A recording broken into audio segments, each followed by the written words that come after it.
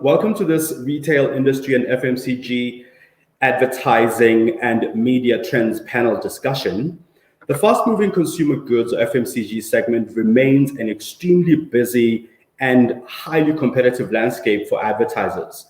Ornico has conducted research and analysis looking at some advertising trends, new creative executions, developments, and spending patterns for the financial period that began in March in 2020 up to February 2021. So in the next 45 minutes, we will unpack what some of these trends mean from a retail and strategy perspective. Joining us on the panel this morning is Mbulelo Pahlana, who is the digital and media manager at Reckitt Africa. I'm also joined by Francois Van Dijk, who is the head of operations at Ornico. So if you are out there watching us right now, send through your questions. We will be able to address your questions a bit later on during the conversation. And let us know where you're joining us from as well. And yeah, we'll be happy to hear from you. Okay, so Francois, over to you. I'd like to hand over to you as you start us off with some of the latest findings, and what the report entails, because the report will form a large part of our discussion. I see that we've got people tuning in from Facebook and YouTube already. There's also, if you're not on any of these platforms, or if you're watching us from any of these platforms and your colleagues want to watch this, they can also go onto the Ornico LinkedIn page, because we are live there as well. Over to you, Francois. Okay, good morning, everyone. Obviously, from a Ornico perspective, those of you who are familiar with us or not, we do measure and monitor advertising. We've done it for almost 30 plus years. We do editorial monitoring and gather trends and all of that, social media, all of those. But specifically today, we're going to look at some advertising trends.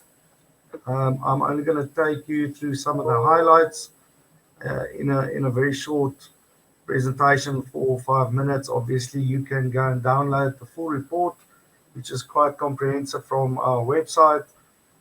So I'll only be looking at some of the highlights which stood out to me doing this research. As Mongezi said, the FMCG market is huge.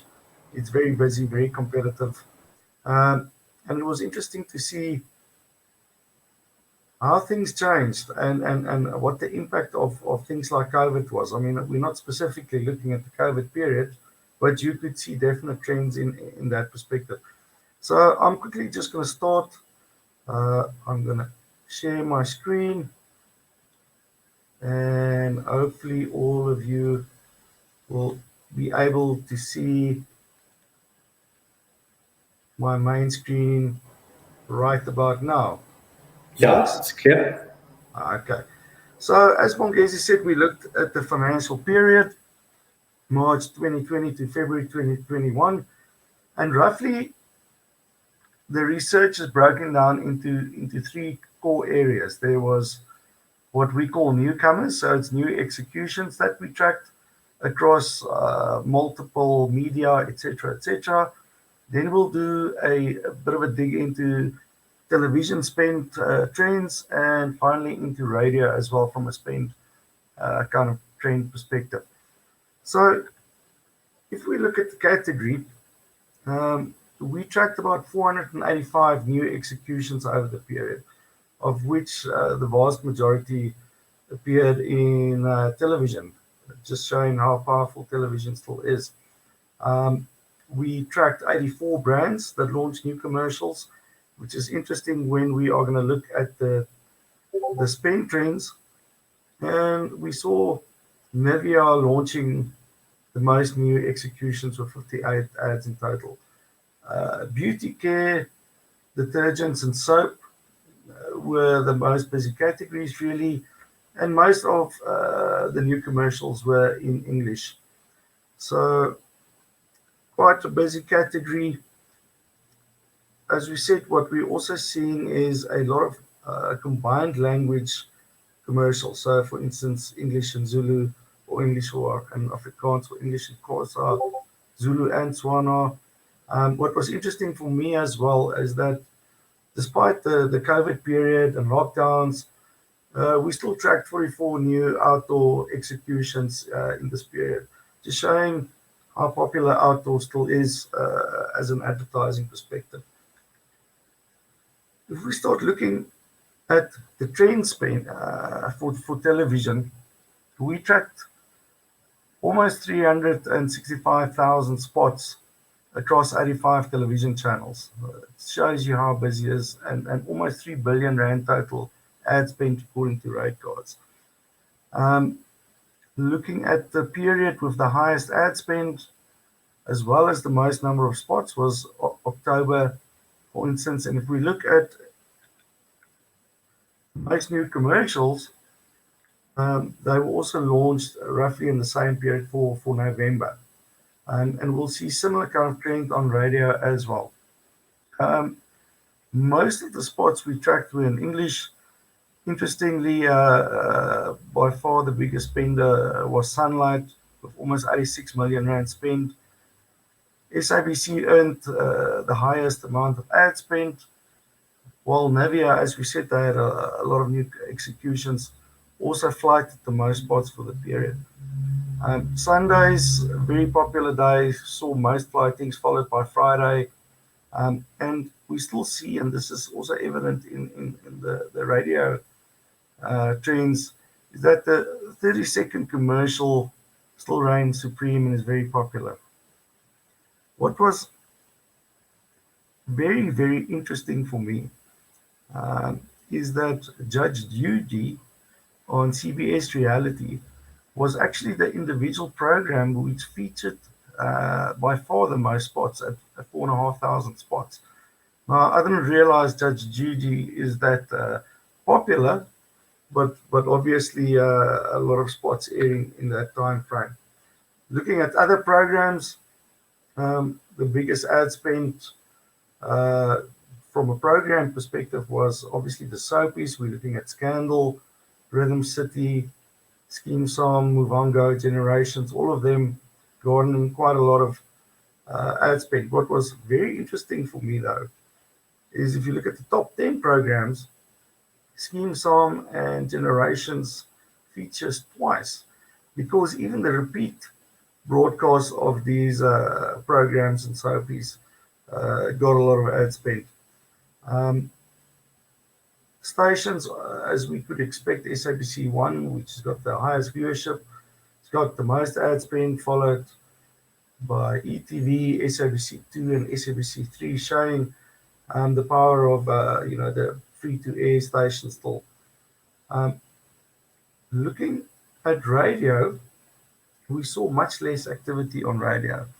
So to give you an idea, we said earlier that we tracked 84 brands that launched new executions. Looking at television, we tracked over 228 brands. So if you consider all the advertising across both these mediums, obviously a lot of the commercials are older and was not necessarily launched in this period, but comes from the previous years. I mean, just from an anecdotal kind of perspective,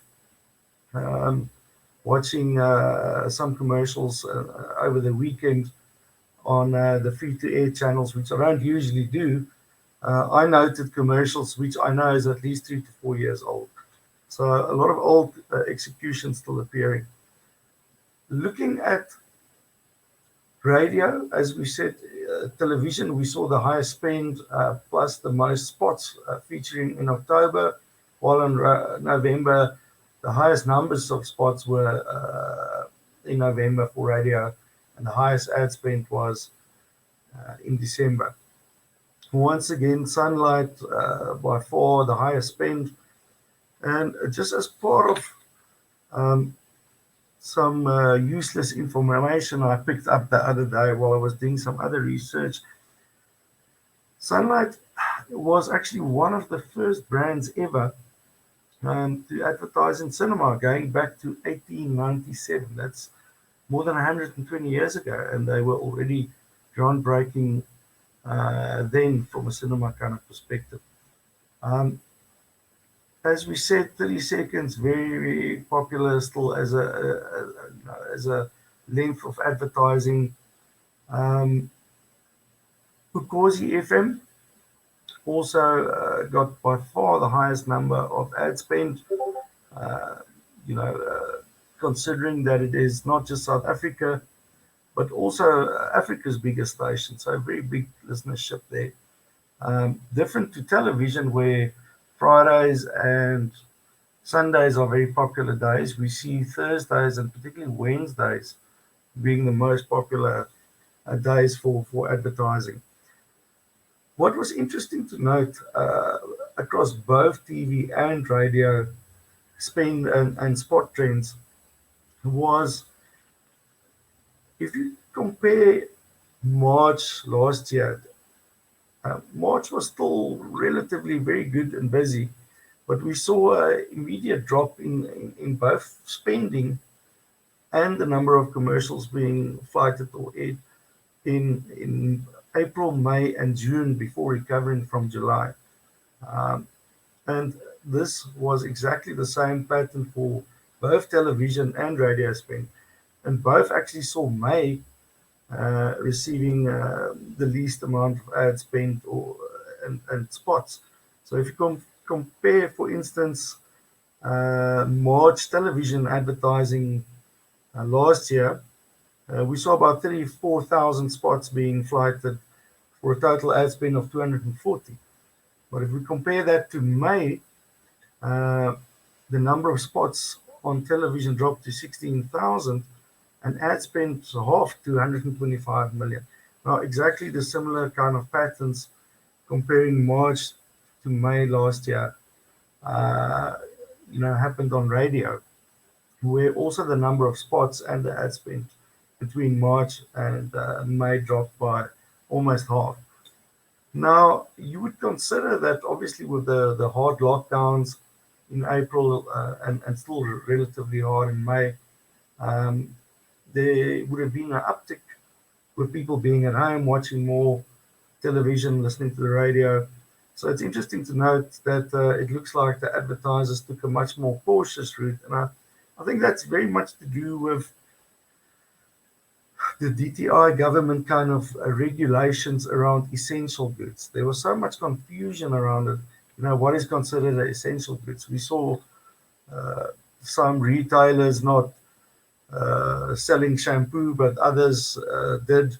So I think there was a lot of confusion around that period, and advertisers took a cautious approach when it came to advertising. But from July, it sort of started recovering, peaking in the October to December period.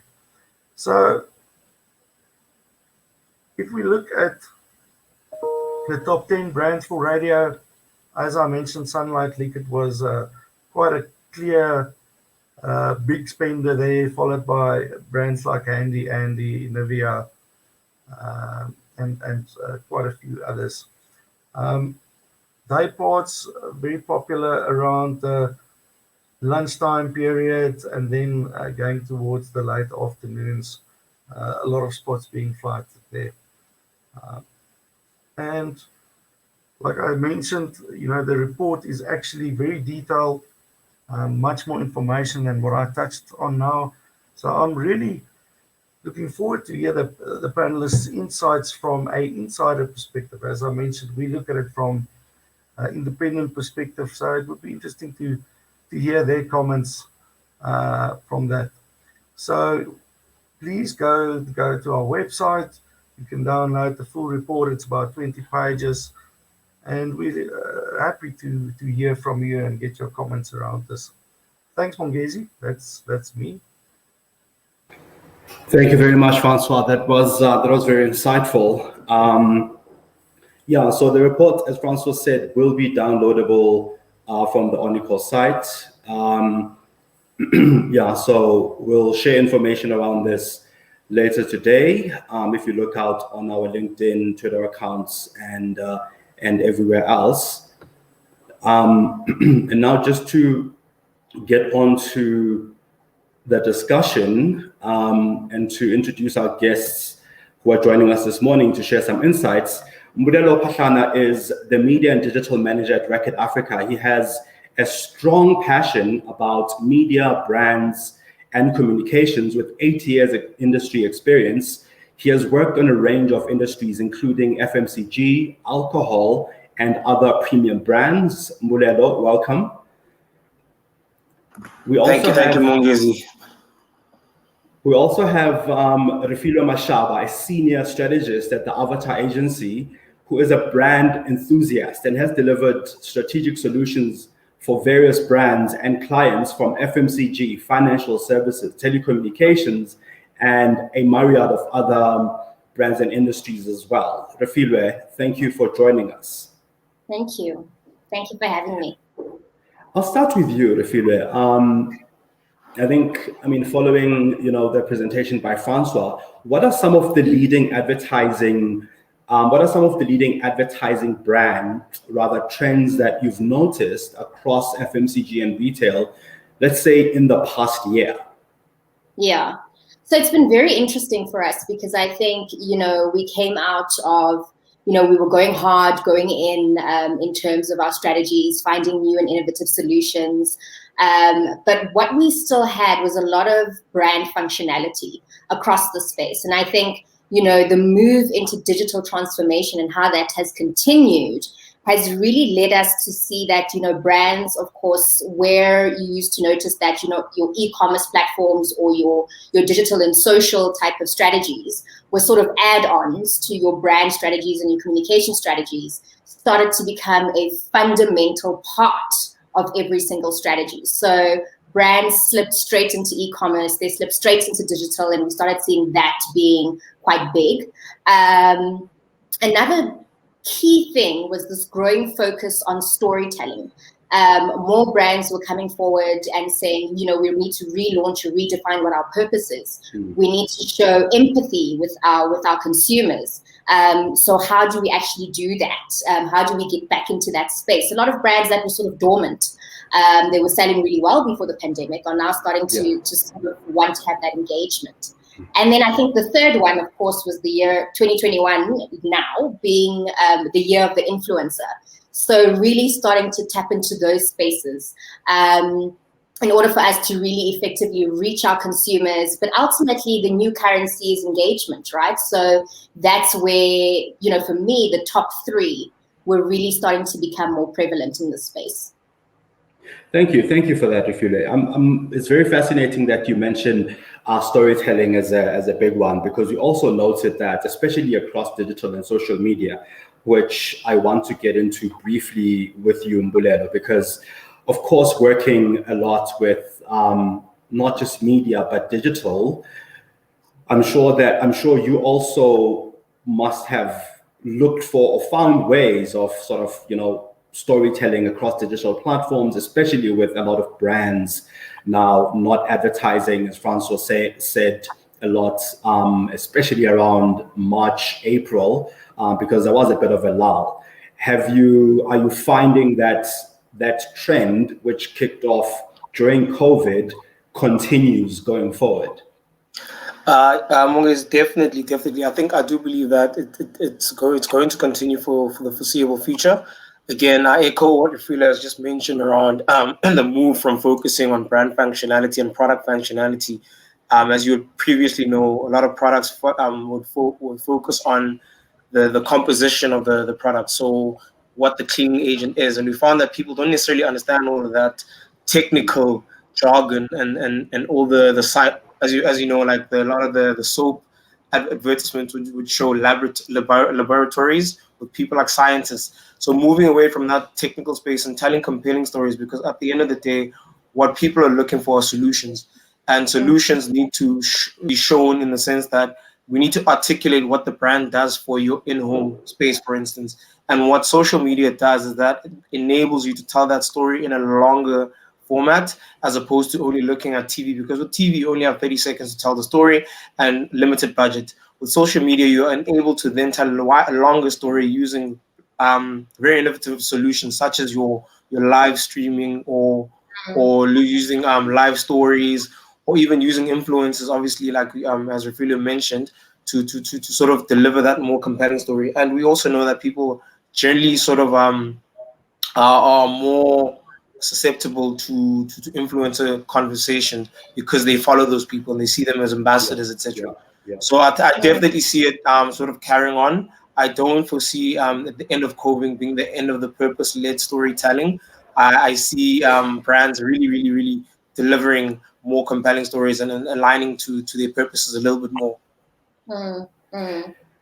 Very, very interesting. So one of the things that I think we note quite a lot, especially in the South African context, is that a lot of South African consumers across, especially across the FMCG space, are not using digital a lot, or they don't have as much access to data.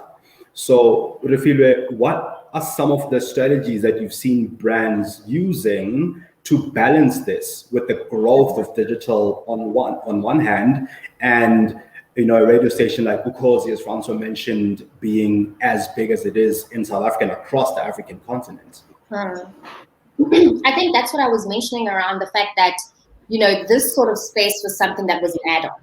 And the thing is, now it's becoming more prevalent and is becoming more important, but it doesn't necessarily mean that we cut off everything that we've been doing. One of the key things that I should mention is that, with every single strategy that we have been doing, a lot more research into consumers, more in-depth research into consumers have come to the fore. We had our usual communication strategies, but those are really starting to be supported by understanding pain points even better, understanding needs even better, understanding, how users use their channels, how people use their channels rather. So again, we still have to focus on different aspects, different types of consumers, and deliver to those consumers, because we ultimately don't want to find ourselves in a spot where we're alienating anyone. But of course, like I said, we also have to start being part of the solution and also showing people in terms of digital transformation and how we can do that as brands. And I think the kind of roles we want to take on. But again, like I said, we are still very much using our old channels, but we're finding innovative ways to use them, right? We go into different media sort of strategies. We go into digital strategies. We look at our radio executions, and it was quite interesting that I think it was Francois who mentioned that, it is sort of on the decline. But it's interesting because we still use those strategies. We still think they are effective when we are targeting specific consumers. So it's all around getting the right targeting, right? And making sure that our channels are specific to those people, and the messages that we bring out are relevant and resonate with those audiences. And that's what's really important for us at this point. Yeah. That makes sense. Mbulelo, what's your take on that? I think exactly what towards the end, what Refiloe said. I think we need to understand that media fundamental will always remain. From a principal point of view, we need to understand what each channel, what the purpose of each channel is. And once you start identifying that and then aligning that to your audience, then you're creating effective communication strategies.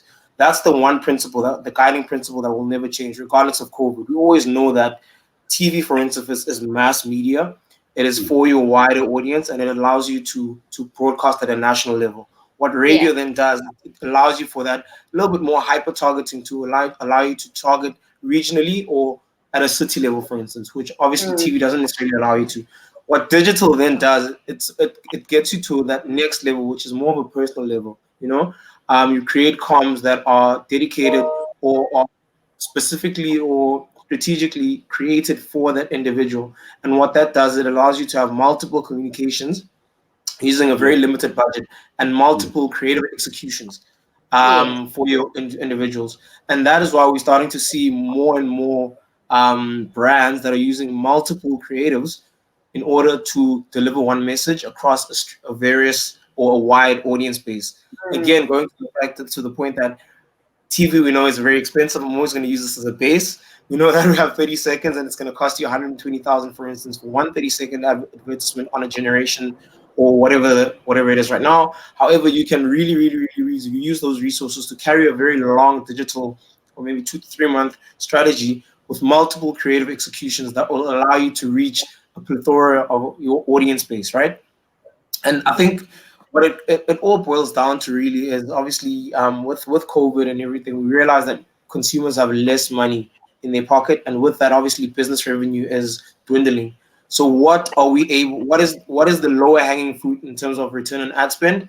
The answer is simply digital, as we know, because with digital, you're able to literally factor or attribute that R1 that you spent to an action.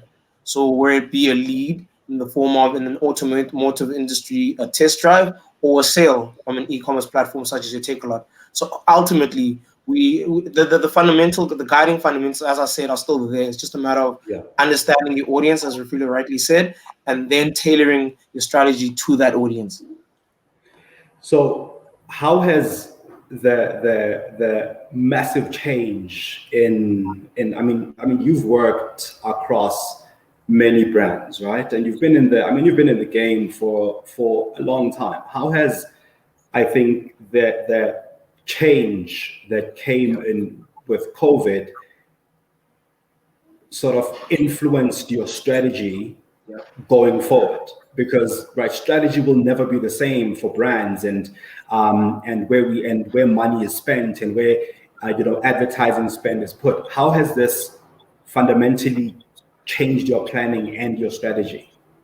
Yeah, I think the biggest thing that came with COVID as a benefit, coming from a client hat as well as an agency hat, is the fact that it allowed us to focus, be deliberate, because we understood that we don't have the budget that we used to have where we could do everything. What is it that is most important for the strategy or the need for the brand at that particular time? Yeah, so that's what I love about it, because previously we find that we had this huge budget that was just sitting there, and we literally wanted to do everything. And what COVID has allowed us to do as strategists and advertisers is to say we've only got 100 Rand, and with this 100 Rand, we have to ensure that we reach the widest, most relevant consumer base for our brand. And that has gotten us to go through a process of elimination to say, look, TV would be great for this particular campaign. However, it's not needed, because ultimately what we're trying to do here is convert. And this brand is all about conversion on an online platform. So we will forego such platforms such as TV, such as your radio, and we will specifically focus on fundamentally bolstering up our digital presence and allowing the consumer to convert while we have them on the online space. So it's all about focus and being deliberate in strategy, something that has always been, I feel, quite a daunting task to always have to reiterate the focus element, because like I say, our competitors are everywhere, and we also want to be where our competitors are, and that's not necessarily the right way in which we need to approach our strategies. Exactly. So, Refiloe, how have you seen brands, or at least the FMCG space, changing in terms of what brands and clients now want to prioritize versus what they wanted to prioritize, say, 6 months or a year ago? And do you think, No, sorry, carry on. No. So basically, I'm finished. I think that's basically it. And what are they prioritizing? So what's been, and I agree with Mbulelo, because I think, it's given us a lot more direction, even from an agency perspective. One of the key things is, you'll get a brief that used to have everything on it, and everything that needs to be done for Monday. But now you're getting, more synchronized briefs. You're getting the right objectives from clients, because I think what they need to do is they haven't really thought about that space. And now they're saying, we want to create awareness for a period of We want to drive consideration for a period of. These are the sort of results that we're looking at. And I think that's been very instrumental to us from an agency perspective. And then also just to note, in terms of where FMCG is going, it's very interesting because I think from a client perspective and from an agency perspective, it has to be more of a partnership. So that's what we've been looking more at and really working with our clients to make those certain campaigns come alive. The key thing, like I said, for us is engagement, right? So brands are starting to really intercept the conversations that they're seeing online. What are those sort of, like I said, how do we empathize with consumers? So we're really starting to look at our briefs in a different way, and also starting to challenge clients. Really starting to say to them, this is what needs to be your focus.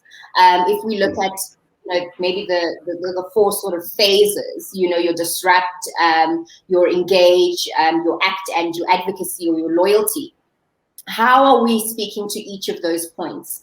And that is ultimately what we want to see within the space. And I think carrying on, it's going to be quite interesting. And I don't know if we'll ever have a post-pandemic, but this new normal that is now normal, we'd like to see a lot of that come through, especially even if we look at purpose-driven brands. That's become so important. And that's where we would like to see more of the briefs coming through in terms of our end.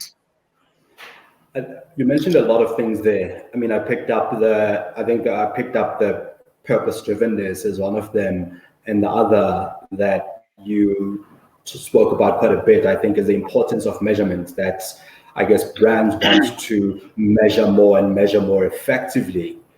Are there any strategies that you found in recent times or have been using in recent times and will be using a lot more to measure the success of various campaigns across various touch points? Because of course, I mean, you've got X amount of spend within FMCG and you need to measure at every point, right? So how are clients looking at measurement, or are they looking for more, better, more sophisticated measurements?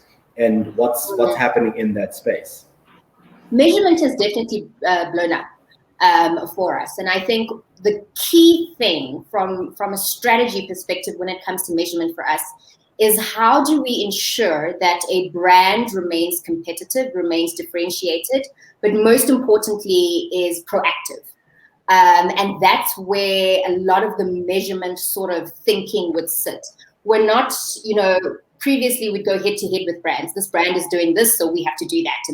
And that's not the space we want to play in. So when we look at measurement for us, it's really just around what conversations, for example, are happening, and then how do we intercept those conversations, and then how do we create creative that is proactive to what the next conversation will be. So I think that in turn will give clients a little bit more value in terms of even just the work that we create, the streams in which we create that work in. It's always very proactive. If tomorrow, it's the end of the pandemic, we have something for that. So measurement for us is very important, but also just to understand what are those sort of intersections between interactions. So between all of these things that we are doing, is our communication effective? Is the channel that we're using correct? All of those sort of questions that we have to continuously ask ourselves. And what I like about what Mbulelo was saying in terms of that we're more concentrated in what we're doing is that it doesn't require, a 180 turnaround. It's just about fixing those small things and we start to get right. So it's been very helpful on our end as well. Absolutely. I just want to add something on there, if you don't mind. Sure, I think absolutely. The measurement factor is now something that is more operational than it was previously prior to COVID, I believe. So you'd find that we'd have a strategy, a campaign that would run for 6 months. And what would happen is that you'd have the campaign strategy up front, briefing, etc. Then you'd go into execution and implementation mode, and then everything would sort of just like be quiet. And then it's just about the campaign running. And then you'd get to the end, and then you have the post-campaign analysis, and then in that session, things were like, actually found out. We didn't deliver on this. Why was this happening? And there was a lot of accountability passed on to the next person or the next agency, specifically when you're working with big brands which have multiple agencies. So we have your platform or influencer, or you have your PR, or you have your media creative. So you'd find that, and that's where the turmoil would come in. Now what you find with brands is that you're having that more on a weekly, daily basis, and it's defined as good practice to have those conversations on a more weekly basis, and you call those optimization sessions, sprint sessions, whatever you want to call it. When you start seeing issues within that, you quickly have a quick workshop within that session to identify opportunities to obviously pivot or change what is not working, and ultimately at the end, you're sitting with a more successful campaign, if I want to call it, because there always will be issues. However, now that you know that we are having a more close relationship with the measurement aspect, it allows you to deliver more effective campaigns. And I just wanted to add that piece on over and above what Refiloe had said. Yeah. And just to note, so from a sure, Refiloe, go ahead. The other key part of measurement that we've discovered is that clients are it's not just about a KPI dashboard anymore, right? They're starting to, in between campaigns, we'll find like, let's just get a quick focus group together and see if people are actually resonating with our messaging. So I think even just measurement going beyond the digital sort of numbers, we're seeing clients being more interested in actually sitting with people and understanding, what is it that you understand about this communication? And then we can go back and do all those little extras. So it's actually quite great, I think, yeah. What we also noted a lot in the past year is that a lot of long-standing mainstay print publications either went digital or reduced frequency. How has this change from, I guess, print, which again has great reach, to now moving to digital, changed strategy and thinking from both the brand side and I think the agency side that drives brand thinking? I'll start with you, Refiloe. So I think for us, a lot of changes have forced us to be more agile in our thinking, more flexible in our thinking. And I think, there'll always be a level of uncomfortability when we start to think about who we're targeting and how we're targeting. And now that, we don't have necessarily this particular publication on this platform that will reach these kind of people. But effectively, my best answer for that is that we try and find these alternative solutions. So for example, if we're trying to maybe do community-based, we'll start looking at maybe community-based type platforms or print publications. So it's all around finding and just being more creative around it. And then again, just to say, the move to digital is really about brands also supporting that space for their consumers. What are brands doing to ensure that their customers are also being fully entrenched into the digital aspect? We know, of course, like you mentioned, data is quite an issue.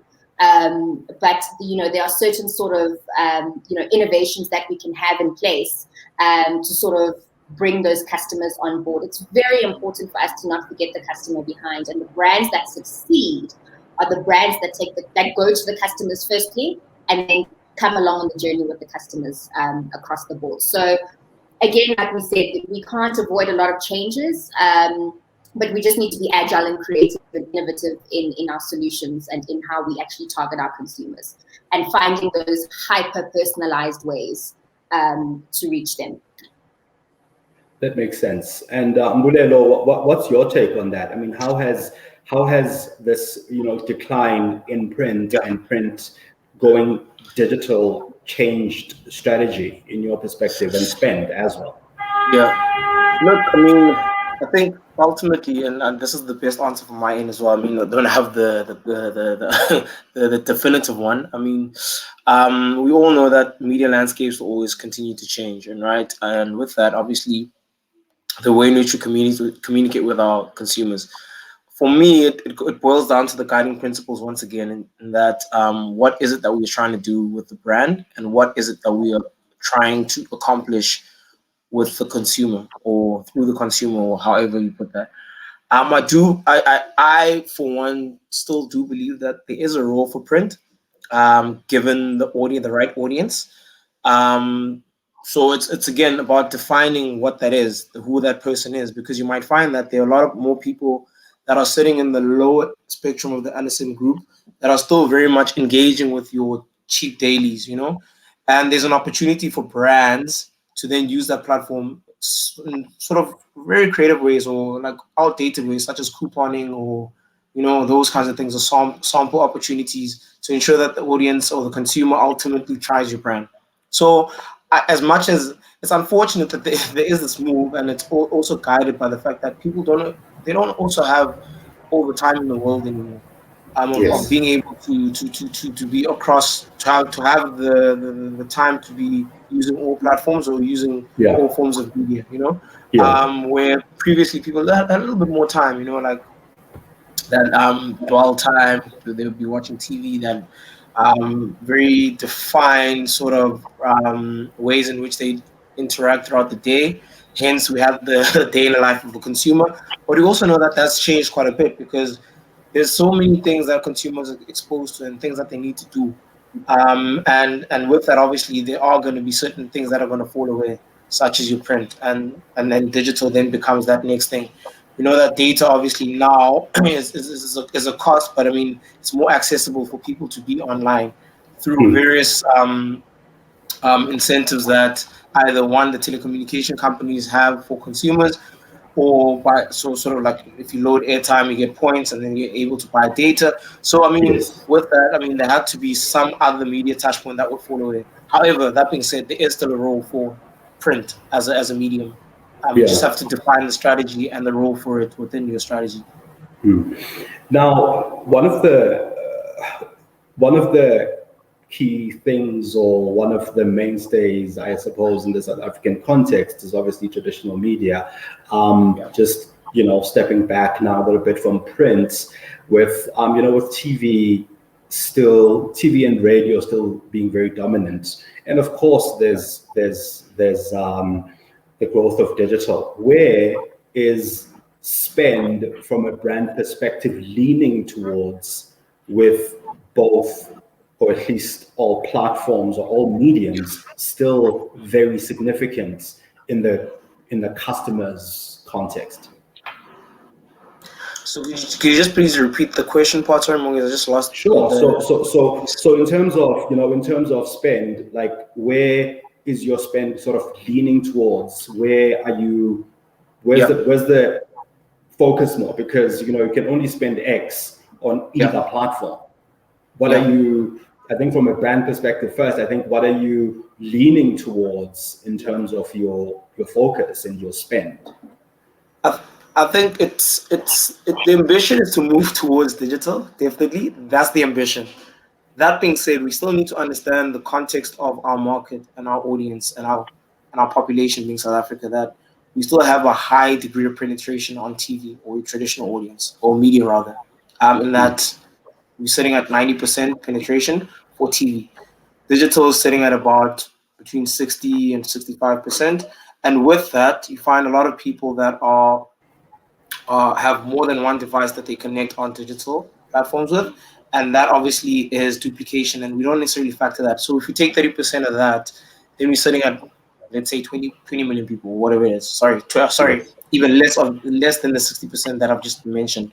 Yeah. So I think with the ambition being digital, we need to be very careful in how the journey is guided by brand. We Sure. need to understand our brand consumption, our audience consumption habits rather, and how they interact with brands and their media touch points. So, like again, I'll use the LSM sort of spectrum. You might still find that the lower LSM people are still very much dedicated to TV, and they're watching a lot more TV than they are digital. Whereas you find the more affluent group of people have more access to your digital platform. So it really needs to, again, go back to what your brand objectives are and who you are as a brand communicating with. That will largely then define the strategy and the spend that you need to align with the media strategies. Sorry, Mongezi, you're on mute. Yeah, the most searched term in 2020. So if you're out there, we are taking questions. I'm seeing a question has come through on our in our comments. We'll address that in a moment. Refiloe, what have you noted? I think same question as well, but more from, I guess, an agency perspective. Where is spend leaning towards? Because there's growth in digital, but a lot of South Africans and a lot more people are on traditional media platforms with TV and radio in the lead. And Francois mentioned that the likes of a Judge Judy, for instance, and Rhythm City are still really popular programs on our TV screens. So I agree entirely with what Mbulelo was saying. It really, again, it's around that consumer and who you want to target. And I think it is quite interesting, the Judge Judy comment. But again, when we're saying brands need to be where consumers are, it makes sense, right? So during those periods of Rhythm City and generations, that's where the bulk of that brand's consumer is. So of course they would essentially want to advertise there. The key thing that I think what we're saying about, the digital sort of space is that it is becoming a bigger part of the strategy. But of course, TV and radio are still one of, I guess, for lack of a better word, sort of your primary sources. But what we're trying to essentially provide here is a 360 total customer experience. And when we think about that omni-channel sort of way, how do we ensure that what you see on TV still translates to what you see on digital, still translates to what you see on print, where you're getting the same sort of message, obviously hyper-personalized to the individual, but you still understand what that golden thread is. So we essentially, if you're on digital, we essentially want you to get to a place where if you're on digital, it almost feels like you're sort of in that same space and you're still getting to that reach and you're still getting that awareness. But yeah, primarily we're still looking at your TV and your print. Okay. Thank you for that. We've got a question that has come through from Roche on YouTube. I hope I'm pronouncing your name correctly. Roche is kind of how I'm reading it. How relevant is database collection in the digital advertising era? I'll start with you, Refiloe. How relevant is database collection or the collection, I suppose, of customer data and utilizing that customer data for more effective advertising and brand communication? Data is gold. Data is what we love. The more data we have, the more we can, bring upon the right strategies. So it's still very much important. And I think even now, even more important, because we essentially, customer shifts and customer behaviors and attitudes are consistently changing. We are finding ourselves in spaces where people needed to be, people needed more value. And now value has been, blasted out. Brands need to understand that we were in a space of, like, sorry, I forgot the previous gentleman's name. He mentioned around the fact that, customers are sort of sitting in the space where it was essential brands in the beginning, right? And now brands who were not necessarily considered essential are now trying to find a space of visibility in terms of how they package their products and all of that stuff. So when we look at the data and we understand where consumers are, we understand what they're doing, we understand what sort of products appeal to them, we understand them in terms of automation, it becomes so important for us because then we can consistently use that data, consistently retarget them with the right stuff that they need. And that's what's essentially important for us. So data for me is that's the first question I ask when we get a brief. What have you got in your stream that you can give us that we can use? And I think that's important. And companies don't realize how much data they have. Companies are sitting on troves of data that they either can't access, they don't know how to use, or they don't know how to interpret. And that's very important going forward for me, especially as a strategist. Mbulelo, how are you? Sorry, guys. Sure. How are you, I think, collecting and utilizing data for more effective advertising? And what sources rather are you using for your data? I mean, you don't have to be very specific about your secret recipe, but what kinds of data do you use or utilize from, I guess, both a communication and advertising perspective, and I'm guessing, a brand, like a product development or changes that the consumer's giving you sort of perspective? So I think, to what Refiloe said, data is gold and data is the new currency. So any form of data is important, to be honest. Whether it be at this point cookie data, as we know that obviously the phasing out of cookie data is something that is yet to happen, but for right now it's still very important. Whether it be personalized data in the form of name, surname, gender, etc., whether it be cell phone data through USSD mechanics, all forms of data is very important, because what it allows you to do is to reconnect with the consumer. And reconnect with the consumer in the most appropriate or most relevant manner possible. Because what it does, it articulates that person for you, or it gives you a view of, you have spoken to this person previously. So now when you re-engage the person, you need to move the conversation to the next level. So that's what data allows you to do. So going back to the question, I think data in all forms should be one of the objectives of every digital campaign. How are you collecting data, and what are you then doing with that data, and how do you ensure that that data remains relevant? Because we know that there are a lot of policies, such as your POPIA Act, etc., that have guiding principles in terms of what you can do with data and how much you can store that data for, how long rather you can store that data for. So it becomes very important to utilize that data as frequently as possible to ensure that you can house that data in your database for a longer period of time. There's no use in keeping data, taking Refiloe's name and surname and then just holding on to it and wishing for dear life it's going to do something. You need to use that data. You need to create strategies to understand how you can use that data in the most resourceful manner that's going to benefit the brand. And is that a newsletter? Is that a text? It doesn't matter. As long as a person has subscribed, you have to use that data and ensure that you continue to use that data. So ultimately, the first thing that you need to unpack from from a data strategy perspective and objectives is how are you able to create an opportunity to collect data from your consumer that then engages with you. For sure. So I hope that answers the question on the panel. No, it definitely does. It definitely does. It definitely does. I just want to add a bit of a tiny question there before I take one more question from LinkedIn.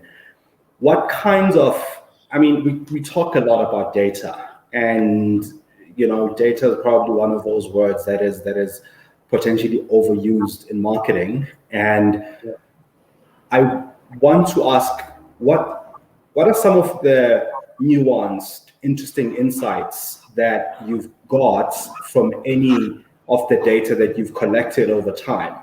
Because I mean, I'm guessing you collect this data, of course, to have increased, better consumer insights, right?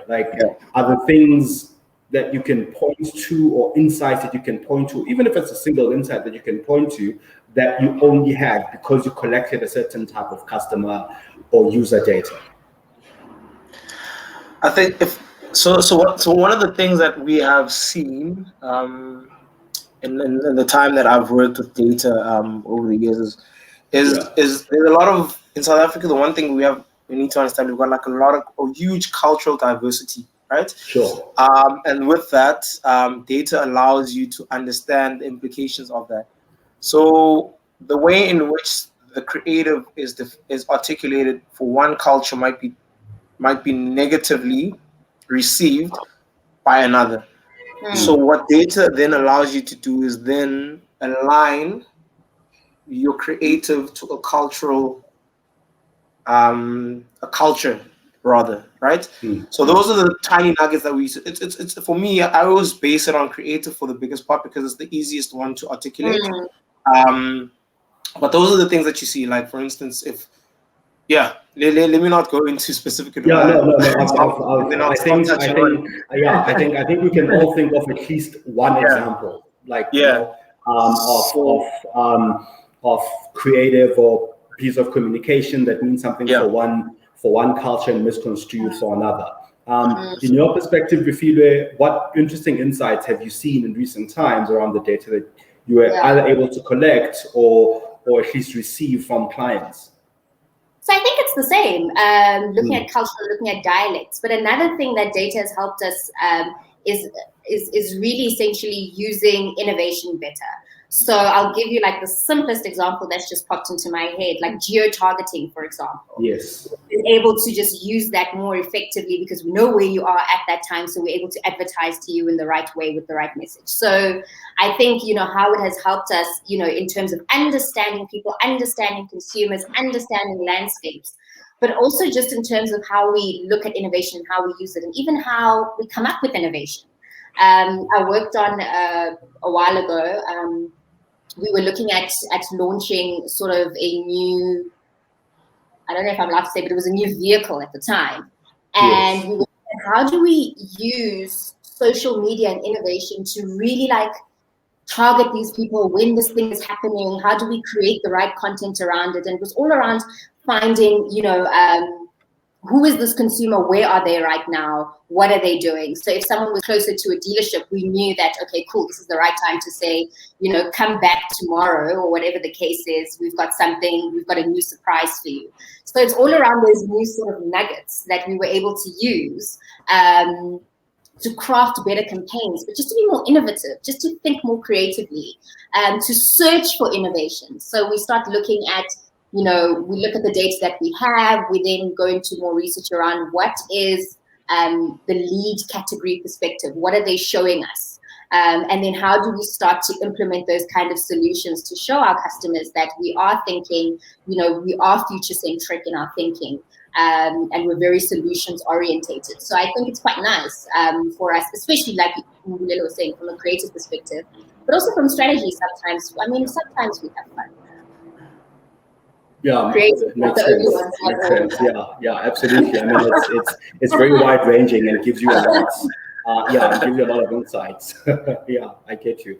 I'm going to take just one last question from our viewers before we wrap up. This one is coming from Dodi, directed to you, Refiloe. Hi, Refiloe. I really like what you mentioned about proactive and personalized advertising. Could you kindly share a case study of how you guys executed that on a social media campaign? So I think, in terms of, I won't go into a straight case study, or maybe I'll upload one on my LinkedIn. But with the key thing with social media, and again, because it's so immediate and because it's so, we get so much engagement, is that it works out really well because we'll have streams of creative that are already loaded. We even think about or consider time of uploading. We consider current conversations within that space. So when we talk about proactive thinking, for example, we really think about, okay, cool, tomorrow we'll have the president's address. I don't know.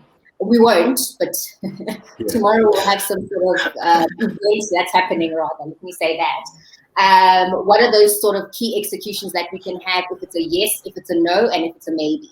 So I think, we've taken our strategies from more of a,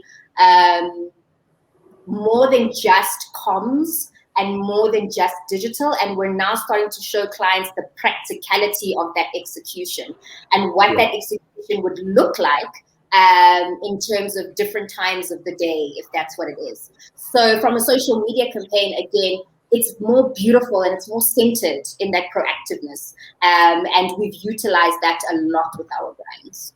But I'll definitely have a case study for you. I can see we are running out of time. A case study on my LinkedIn profile.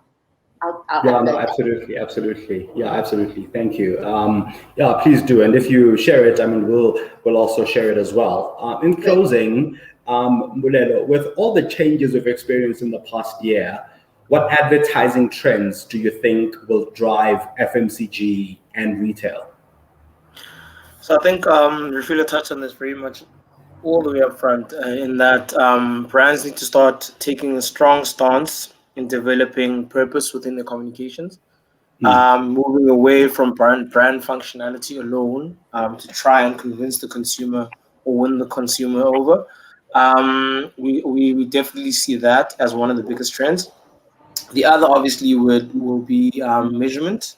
Definitely, we need to start defining our measurement up front in the sense that KPIs need to be clearly defined and workshopped by both partners, so agency as well as client. So no longer client just briefing it in and wanting the agency to come back. We need to all sit around the table and actually workshop what the best success metrics would be for a campaign. And obviously, ultimately, digital will definitely be the biggest trend that we'll still see for the foreseeable future, and how we close the loop on digital platforms with our consumers. Thank you. Okay. All right. Well, Thank you, you Mbulelo. can't ask that question because Mbulelo's taken all the good answers.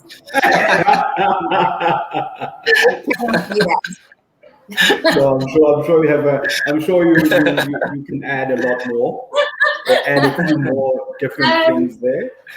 No, so I think Mbulelo has mentioned them all. I think it's about how do you take your brand, and for me that functionality aspect is so important. How do you go and create real experiences for consumers?